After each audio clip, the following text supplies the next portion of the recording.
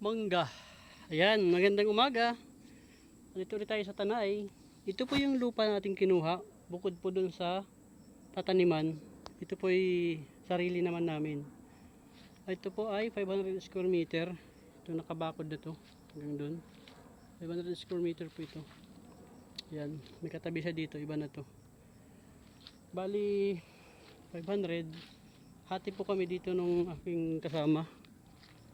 Hati namin to. Ayan, hati namin tig 250 kami, pero binuo muna ang bakod. Then dito tayo magkukubo.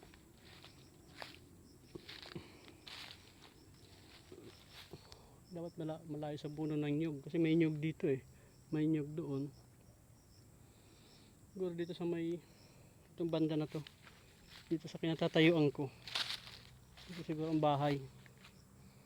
So ayan, may puno siya ng nyug, may saging, at mayroong isang puno ng avocado. Yung saging, ilang dahon pa yan? 2 pito pa sunod na balik pwede na yan. Yung may mangga nung kay Ate Rose banda, may mangga siya, dalawa. Okay lang sa akin dito. Tapos may mahogany. So may dala ako ditong pananim na tanlad. Ano ko muna yung tanlad, itatanim ko. Ito may pinya pa tayo. So ayan po ang ating nakuhang lupa. So doon banda naman doon, katabi nito. Tapos ito ang amin, tapos yung sumunod na yan, na gitna.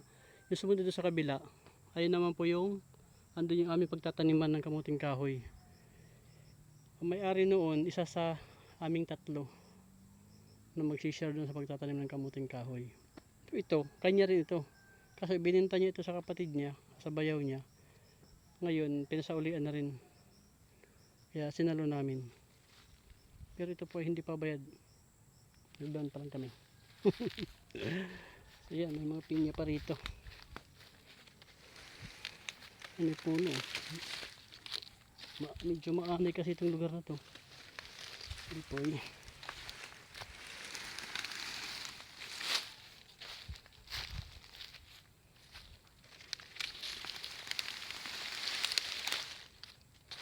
yun, anay yun. Yun, anay. So kailangan dito pag nagbahay, ang poste ay hindi kahoy. Yan yung kahoy po. Sira na. Inanay na yung kahoy. Sayang So ang gagawin po namin dito, pag nagbahay kami, ang poste ay yung PVC na D2 o D4. Tapos bubuhusan, lagyan ng bakal sa loob, tapos bubuhusan. Para hindi ano yung poste. So yun, tayo nagtatanim muna. Wala tayong stand, kaya tignan natin yung video. Ayan, thank you Lord.